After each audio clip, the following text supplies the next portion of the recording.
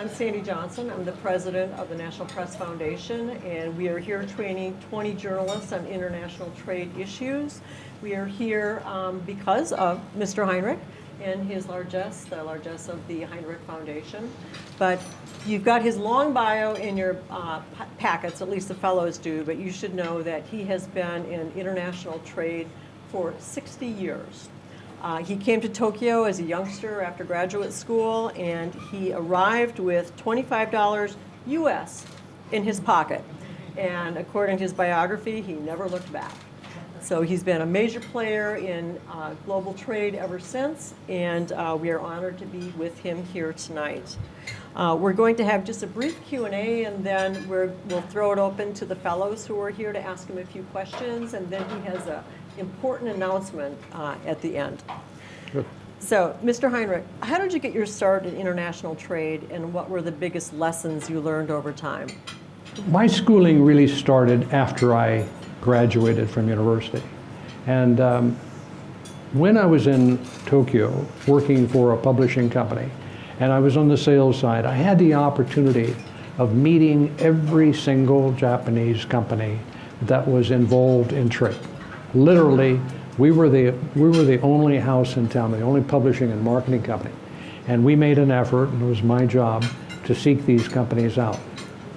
What an experience that was.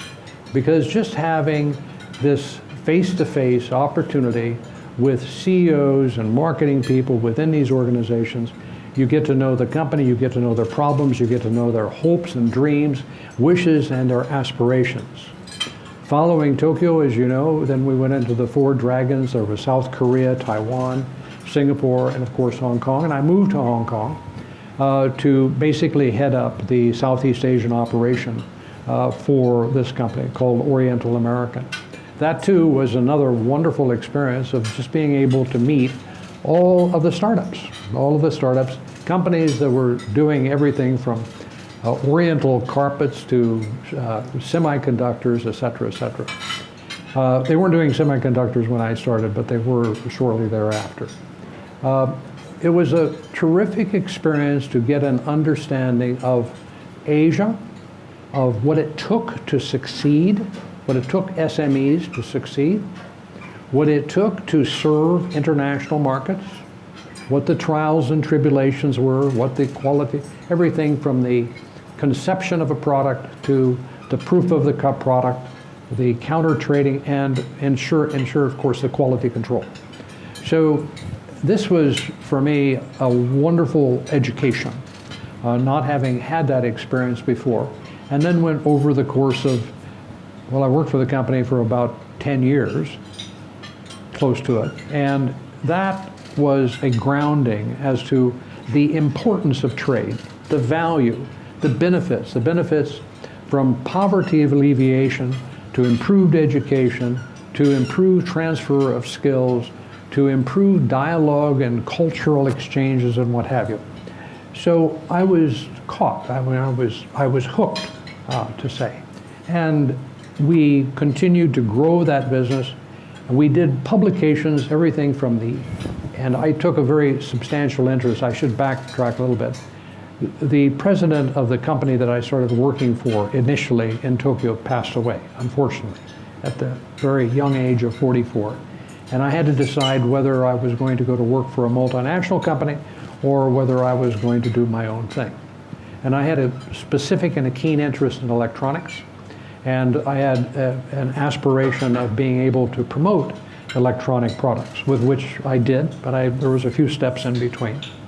And we produced publications, everything from the ideation of electronic product, which was a lot of reverse engineering, to say the least, to the engineering of those products, to the sourcing of the componentry, and I could resonate very well with Alex's comments today about supply chain management, or now the preferred word, value chain, because that's what it's all about. Everybody was specializing in the components, and we had the largest component publication in the world, and it had a huge circulation in Asia.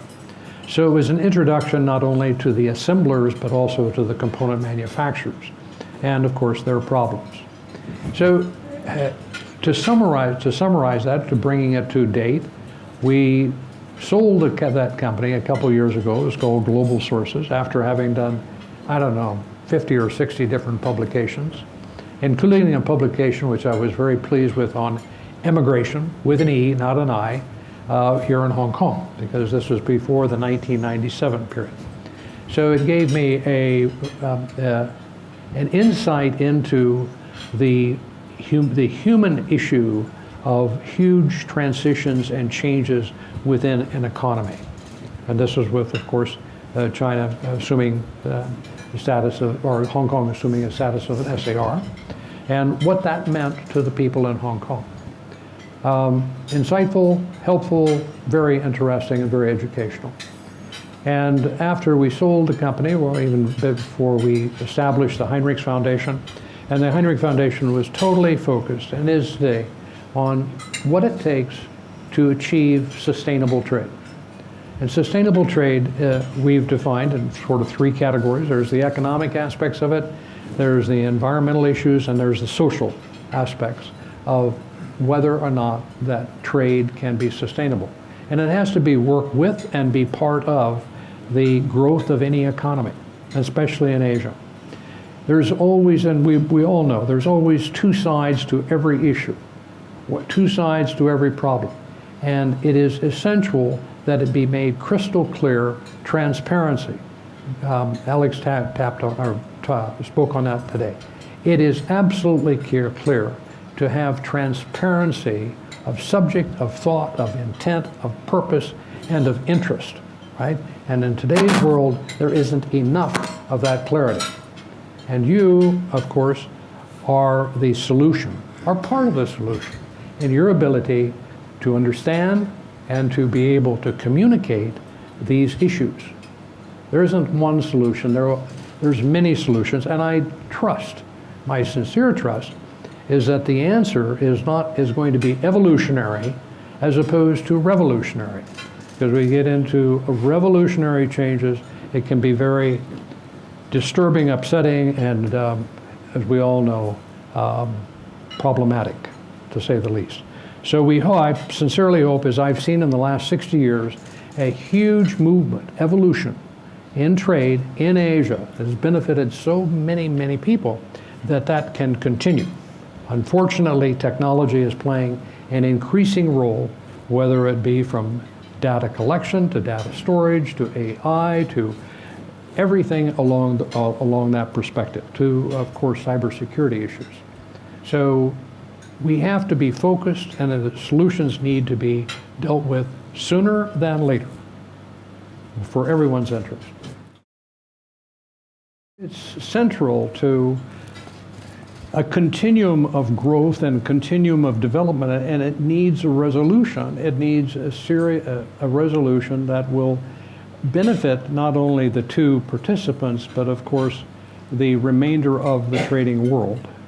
And I think that this is something that is often forgot when these two elephants are fighting one another as to the impact upon the other members of the trading world and what that represents. There was a slight reference to it today, but I think that the fallout can be tragic. Okay, and I would really hope that that would not take place. And as I said earlier, I think that there's certainly enough blame to go around, if you want to place blame. But there are problems on both sides. There's domestic problems on both sides which need to be resolved by dedicated, committed, and focused leadership. And unless that can be done, I'm quite concerned that a resolution will not be achieved. Because and as I said earlier, I think there needs to be an evolutionary aspects to this. And I don't anticipate that either at the G20 or following on this, that there's going to be a substantial resolution. There may be some patches, it may be fixed here and there, but this dialogue is going to go on for a long, long time. Understandably, I think it was very unfortunate that it took 23 years to get back to NAFTA for a review and to an upgrade in that trade agreement. like a lot of trade agreements, are antiquated, totally antiquated. Problem with the WTO. They didn't stay up with the changes which are taking place or the necessary representation. It's antiquated. It didn't hold up. And if we address trade agreements as static, it's the wrong approach. And this is a problem with our multilateral trade agreements today because they are so complex and so bureaucratic or so overwhelming in so many cases. Everybody assumes that this is going to help the SMEs. Well, I have quite a different view about what can help SMEs, and it's not another multilateral agreement. We have enough, yes, agreements with which can sustain a lot of that type of development.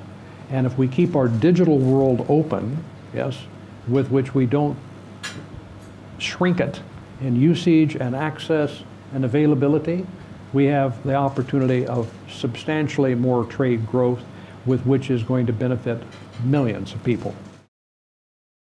I think the comment today was Singapore's answer to the Huawei 5G single provider.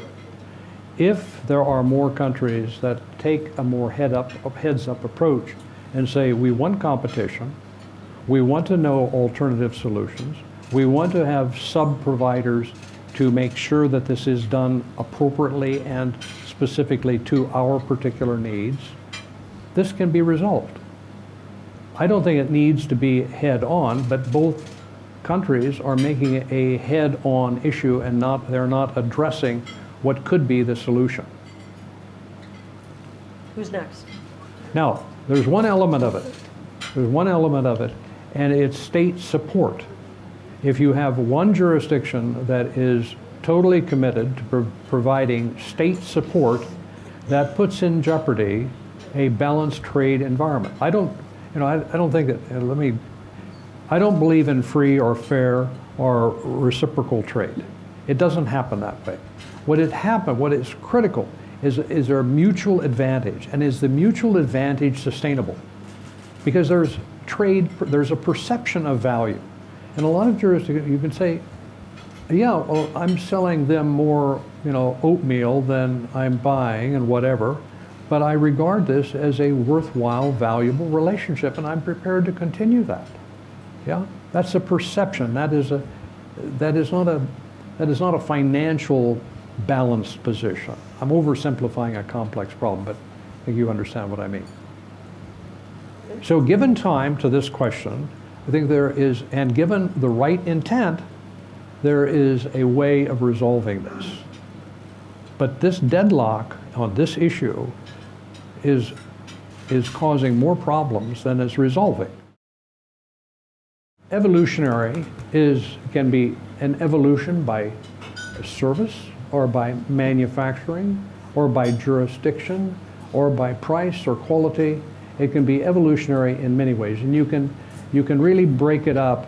But what I meant as a macro comment was that as people evolve, as product evolves, there's a natural flow as to where a product is going to be manufactured, where it is going to be sold, and what quality standards. And it takes time to do that.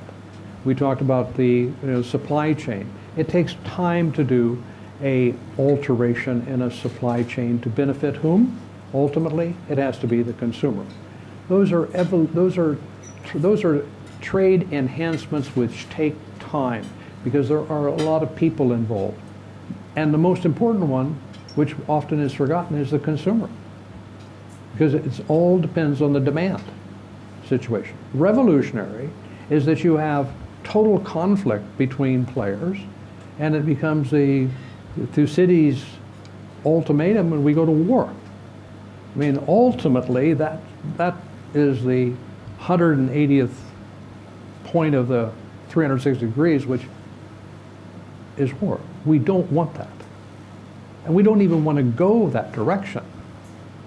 We want to enhance the evolutionary stages of trade with the technology that we have, which is exceptional. I mean, the blockchain technology itself has evolved tremendously. How quickly? I mean, when were you aware of a blockchain? the value, probably a cryptocurrency discussion, and you said, oh, the blockchain is the platform on which the cryptocurrencies are built. End of story. But the technology itself has tremendous application to trade if it is provided time to evolve. And we shouldn't kill it off. I mean, it has a benefit in banking and finance and insurance and trade, because trading is very paper heavy. It always has been. Yeah, but a lot of that can be resolved. The blockchain also can help resolve the security and the privacy issues as well as storage and what have you, the processing. The standard of living in the Western world would not be what it is today without trade. You absolutely would not have the variety of product. You would not have the pricing of the product that you have. Yeah? There are tariffs, of course, that affect the ultimate retail price in most jurisdictions to one extent or another. E-commerce is breaking that barrier down to some extent and should be allowed to continue to break that down within a certain confine. I mean, there's a tax issue, there's related issues with which need to be addressed. But if we were really addressing the needs of the consumer, he should be provided the opportunity for the best product at the best price.